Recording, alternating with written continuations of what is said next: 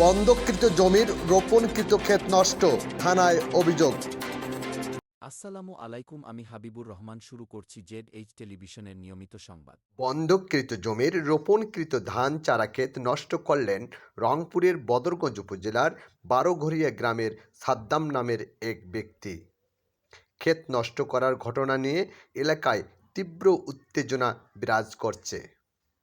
একই উপজেলার গোপালপুর পশ্চিমপাড়া গ্রামের সুমাইয়া প্রতিবেশী আশিকুর ও সুমনের নিকট থেকে 4 বছর পূর্বে 3 লাখ টাকার বিনিময়ে জমি বন্ধক নেয়।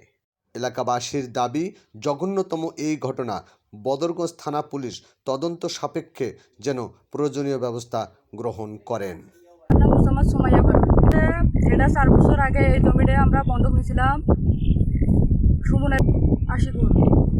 এই দুজনের কাছ থেকে জমি বন্ধক নিয়েছিলেন? জি, দুজনের কাছে জমি বন্ধক নিয়েছি। 4 বছর হয়। ইত্যাদি 3 দিন আগে আমরা জমি চাষ করে ফসল লাগিয়েছি। কালকে আসি দেখি যে 12 করে সাদ্দাম নাকি সবগুলো ফসল মেরে দিয়ে গেছে। কী কারণে মারলো সেটা আমরা জানি না। এটা নিয়ে আইনি ব্যবস্থা নেবেন? হ্যাঁ, এটা নিয়ে আমরা আইনি ব্যবস্থা নেব। কত শতাংশ জমি? এটা 25%। ওর বাসা কোথায়? গোপালপুর। কি ঘটনা ঘটছে কি বলেন তো? এখানে ঘটনা ঘটছে, বন্ধক নেওয়ায় জমি এই অন্যজনে আসি ফসল মারি দিয়ে গেছে। এই ঘটনা ঘটছে। আমরা কারা? এই সাদ্দাম নামে এক লোক। এই জমিটা বন্ধক নিয়েছিল কার কাছ থেকে?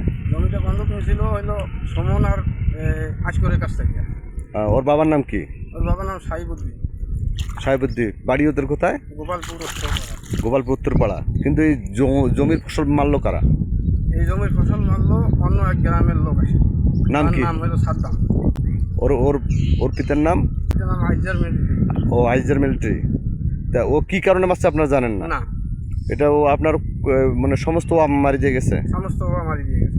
এখন আপনারা কি চান এটার বিচার চাই, আইনের আশ্রয় আমরা। ও আপনার আইনের আশ্রয় নেবেন? ইরিকায় কাটছেন আমরা এখন এবার হইছে কায় আমরা কাটছি না, আমরা ও মারি ফেলাইছে কায় মারি ফেলেছে সাদ্দাম, জোর করে আসি মারছে। স্টাফ রিপোর্টার নাইম ইসলামের তথ্যচিত্রে নিউজ ডেস্ক ZS টেলিভিশন।